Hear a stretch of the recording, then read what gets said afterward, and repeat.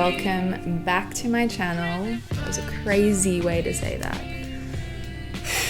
This one is a fun one. I'm going to be talking about 5 underrated movies that INFPs will love. And I just love talking about personality types. Yes, Myers-Briggs was invented by a mother-daughter team who thought that Jung was God. Let's leave that to the side. Yes, it may be pseudoscience or whatever, but it's a fun way to analyze yourself, to analyze your friends, and just get a richer understanding of the world around you. I'll be looking at the films, I'll be sort of analyzing them, but also relating them to how INFPs might enjoy them or why they will think that they reflect them. So INFPs are the mediator. They're quiet, open-minded, and imaginative, and they apply a caring and creative approach to everything they do. I'm an INFP, so this is just going to be 15 minutes of me big upping myself. No, I will definitely be looking at also the unfulfilled and kind of the shadow side of being an INFP as well. Okay, so the first one is Cmon, Cmon by Mike Mills. This is kind of a very obviously INFP film. I read this in a review just the other night about this movie, and I thought it was a great way to describe an INFP. Even though it's describing the movie, it is gently unobtrusive when it comes to plot, but rich with emotional texture. Isn't that perfect? It's about a radio journalist, Joaquin Phoenix, who travels the country interviewing children about their thoughts on the future, the state of the world, essentially. And those stories are sort of interwoven throughout. So Johnny, the main character, is clearly very good at asking questions. That's his job, but he's not so good at answering them himself in his own personal life. And I would say that probably resonates with a lot of INFPs. It definitely does with myself. INFPs experience a great depth of feelings, but as introverts, they largely process these emotions internally. They possess an incredible sense of wonder about the world and feel great compassion and empathy for others. While these emotions are strong, they tend not to express them outwardly, which is why they can sometimes be mistaken as aloof or unwelcoming. So he learns this because he kind of his sister is dealing with a crisis, and he has to look after his nephew for a few months, and he's not very familiar with his nephew, so it's kind of about that evolving relationship. It's just a really sweet film. It's a warm sort of hug. It's in black and white, and I don't know, some people seem to be sort of put off by black and white a little bit, but it's really beautiful cinematography, and the color grading is really rich and amazing. And I think Mike Mills said, I read in an interview, that he decided on black and white because he wanted it to be kind of fable, like this tale of a friendly giant and his little sidekick, as they go on a journey of self-discovery together. Damn this book. You're crying. No, I'm not. Yes, you are. Another sort of aspect of INFPs is that they want to make the world a better place. People with this personality type spend a lot of time exploring their own purpose in life and thinking about how they can use their skills and talents to best serve humanity. If I had to place a bet, I'd say Mike Mills is definitely an INFP. All of his films, including Beginners and 20th Century Women, and the album film, I don't know, for the Nationals album, they all sort of explore the nature of human condition, and he definitely uses his life story to think on a micro level and then apply that to the macro level. Okay, so movie number 2 is Only Lovers Left Alive, directed by Jarmusch. And I've chosen this one next because I think based on the first movie, you could maybe get the idea that INFPs are particularly like overly sentimental and mushy, and I think that's maybe a misunderstanding or a stereotype that some INFPs don't necessarily vibe with. They can be quite like cynical and judgmental, but I'd say only because we care so much. But no, you care about the world, and then like you don't really see that care reflected back, I suppose, and so it's easy to become cynical. So in this movie, Tom Hiddleston and Tilda Swinton play romantic lovers, and they're also vampires, and they live lives of solitude, obviously eternal solitude.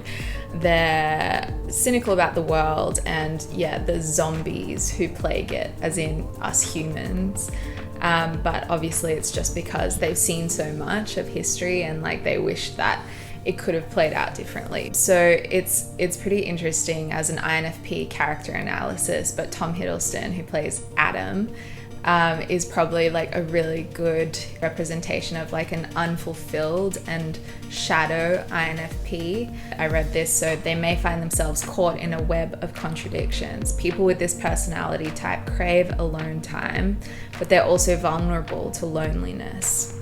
They long to feel accepted and well-liked, but they hate the idea of pretending to be anyone but their authentic selves.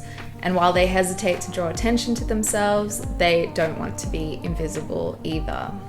So that's very much Tom Hiddleston's character, to a T. You should watch it. And then Tilda Swinton, who's Eve, plays the positive side of the INFP, I would say. So she adores the connections that she's had with people.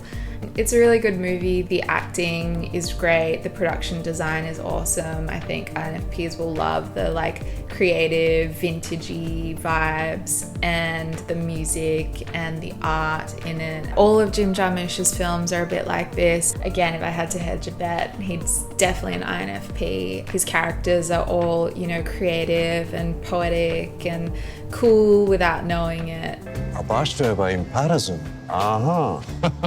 Aha, what? This very poetic. He has so many interesting things to say about creativity, and especially this one quote, which I'm going to leave here for a little bit, but I think it will really appeal to INFPs who are sort of like ravenously creative, and they can be kind of restless and bored if not inspired and fulfilled creatively in that way, but also then sort of plagued by insecurities about being inauthentic. So this quote where he says that nothing is original, but it's just how you take things that you consume and make them authentic yourselves. I think that is quite liberating for myself, at least, and I would imagine for a lot of INFPs.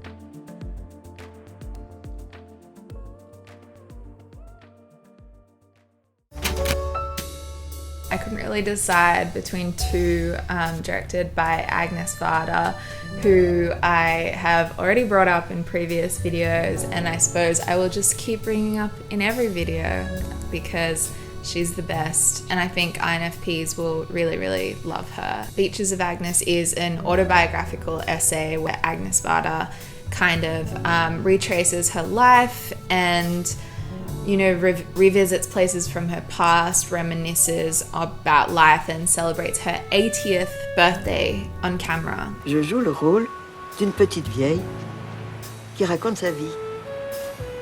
In my mirrors, I met others. The others. It's really self-reflective, and I think people on YouTube will love it because it's sort of the OG aesthetic vlogging. The other film, Faces Places, is even later than her 80th birthday. She's 88, I believe, in this film. Basically forms an unlikely friendship with a man named JT, who's a famous French artist as well. And they tour the countryside, meeting communities of people, and they take photos of them and do like large scale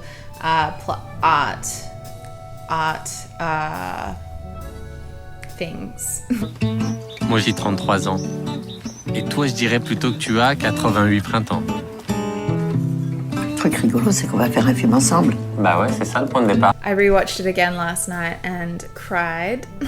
I love their friendship, even though they're over 50 years apart, and the communities that they find and how much sort of the art means to them, but not even like in an overly sincere or mushy way. It's just like kind of someone seeing them, I think, and appreciating them and their work. I think they're both just kind of indications of an INFP being not necessarily like all doom and gloom, you know, like I think a fulfilled INFP who is creatively inspired and connecting with the right people, like the people that they care about, but also getting the right amount of alone time, and, you know, working on things that they think are making a difference in the world, then life is just like joy. It's just so fun, and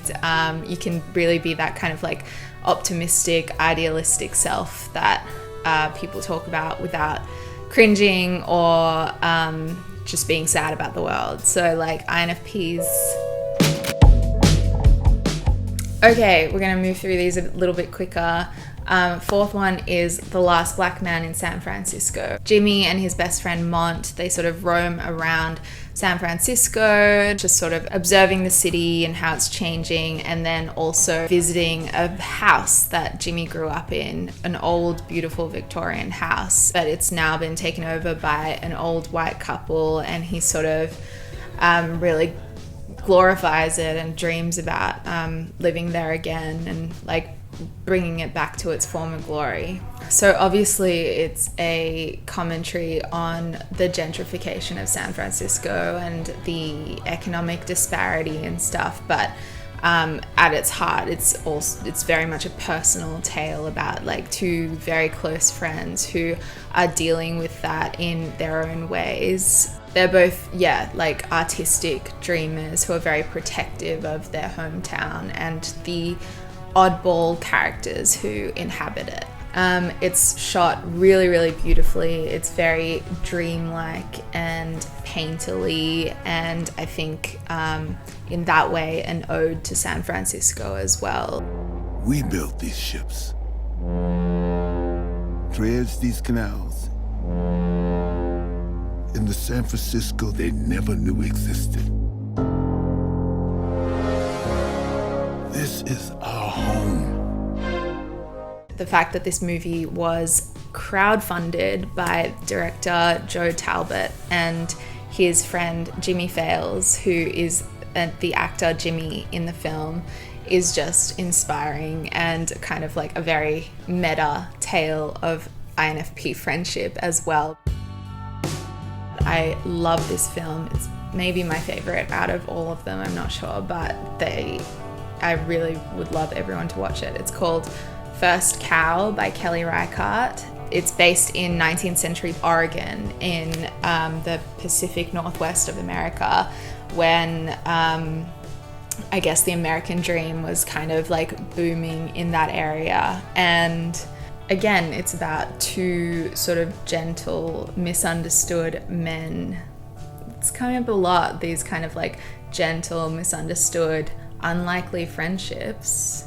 Actually, that's in every single movie we've talked about so far. And that sort of character element is very INFP. You know, there's nothing more beautiful than being seen by a relationship, a friendship, just like really, really connecting with another person. Few things bolster their sense of purpose like being there for someone they care about. These personalities are capable of strong, stable relationships marked by passionate support, subtle poetic wit, and a profound level of emotional insight. I do say so myself. The main character in this, Cookie, well, there's two, Cookie and King Lou, and they, Cookie in particular is just like a really kind and misunderstood soul, I think, and that exploring that sort of subverted idea of masculinity in the 19th century when you couldn't be that way, I think is just so interesting and like so innovatively done here by Kelly Reichardt. He is kind to King Lu, and King Lu returns the favor, and I just love them. I love them. So yeah, that's the end of this video. Thank you for watching. Check out my other one about the movies I watched in film school, and if you liked it, then I will be doing a part 2 for INFPs. C'est surprenant. Et l'art, c'est pour surprendre aussi les gens, non? Allez, bonne journée, au revoir.